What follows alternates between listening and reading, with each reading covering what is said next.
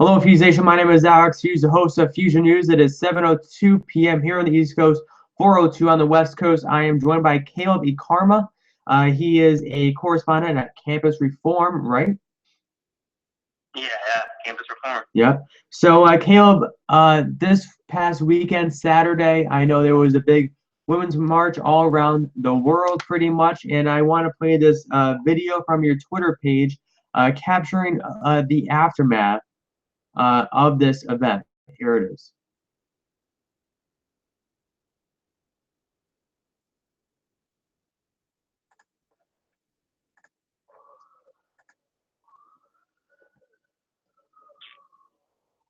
So you can see this man wearing a "Make America Great Again" hat is placing all of the signs into the garbage. Is that what's happening here?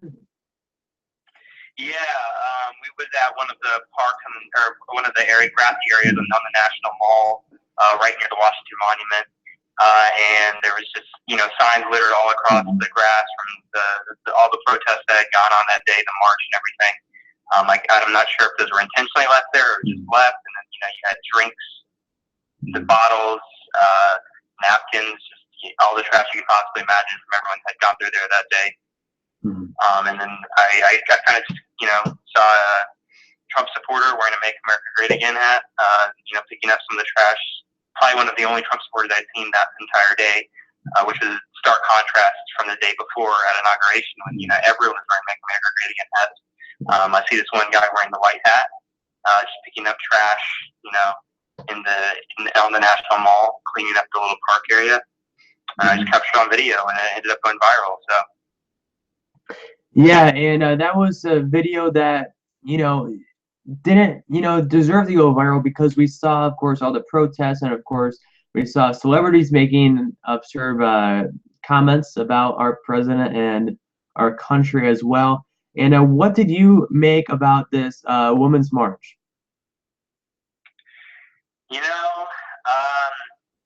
I was there, sort of, just seeing what was going on.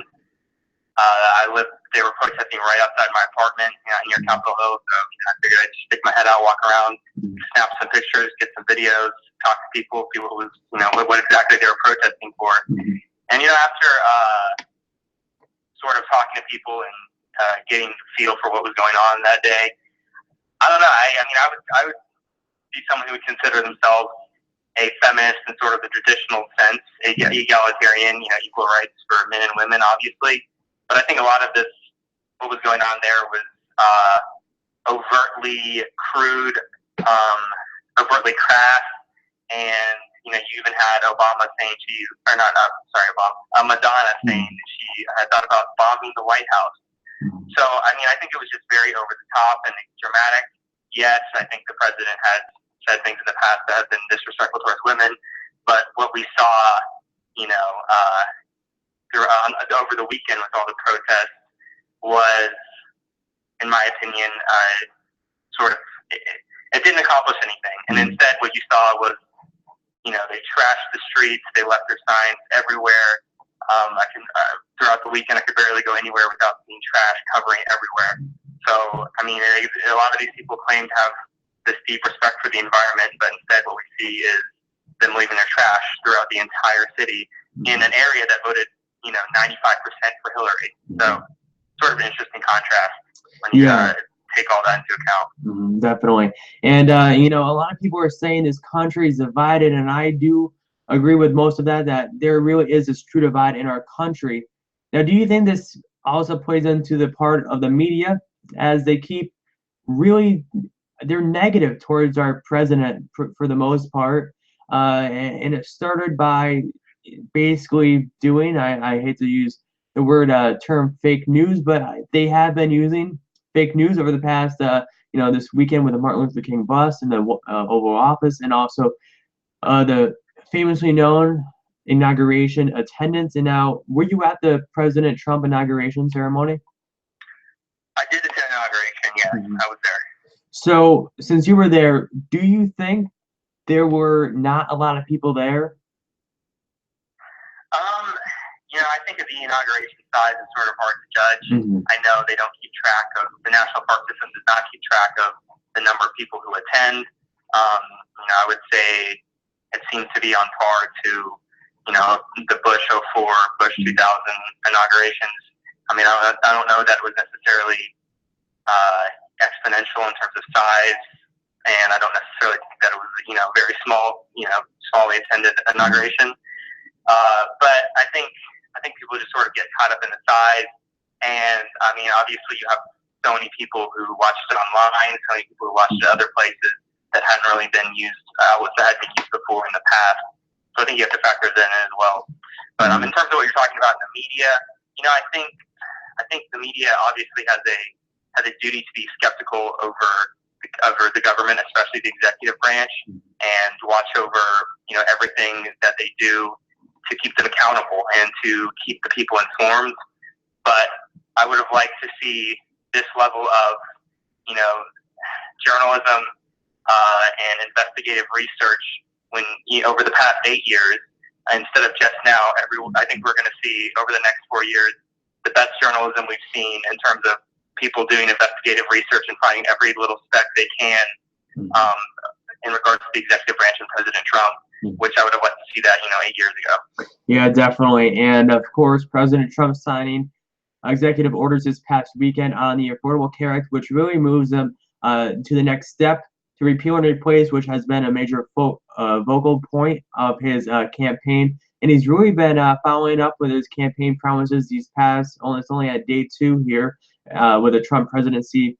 So with the Affordable Care Act getting repealed and replaced by the Trump, how has the Affordable Care Act affected the everyday lives of the U.S. citizen? How do you think it will affect the U.S. citizens when it gets repealed and replaced, if it does, in fact, by the Senate? I think that Trump has a very, very vested interest in repealing and replacing the Affordable Care Act. Obviously, that was a big talking point he ran on, especially as the race not only got tighter in terms of the general election, but also as premiums started to skyrocket. And you started to see insurers pull out of certain areas, and we had people losing their insurance and having to switch over to another insurance where they could not keep their doctor, which they were promised that they would be able to keep. So I think that President Trump, this is something he has to get on right away. This is something that he's been harping on about throughout the entire election cycle. So I would like to, I think a lot of people would like to see him get on it right away. And obviously there have been disastrous effects of the Affordable Care Act in terms of people losing their coverage. I'm currently working on stories for the Daily Signal about people who are losing their insurance, people who can't afford to keep their insurance. I just talked to a man who actually is not even going to go to the doctor until the Affordable Care Act is repealed because he just can't afford it. And I talked to another man who dropped his insurance because he can only afford to keep his wife on his plan. And this man is a retired man, an older man who obviously needs good health coverage. So I think Obamacare is imploding, and whether you agree with Trump's replacement or not, I think it's hard to say that, the Affordable Care Act does not need a drastic measure, whether that means repeal or some sort of solution to fix it as soon as possible. Okay, Caleb, we'll wrap up this Feuzion News interview, and I want to, before we wrap it up, where can fans follow you on Twitter and read your articles online? Everyone can follow me at Caleb Ecarma, CalebECarma on Twitter. That's where I'm a freelance journalist, so that's sort of where you can find all my hot takes, my tweets, any other videos that could go viral. I also am a contributor for The Federalist, Red Alert Politics, Campus Reform, The Daily Wire, and The Daily Signal. Okay, great. Thank you, Caleb, for coming on this Feuzion News episode, and hope to have you on again very soon. Absolutely. Thanks so much for having me. No problem. Anytime. Okay, Fuse Nation, I'll be going back live on YouTube at 8 p.m. with Keegan Liffler. We'll be talking some high school baseball. Thank you for putting up with the politics tonight. Be kind to one another, Fuse Nation. See you at 8.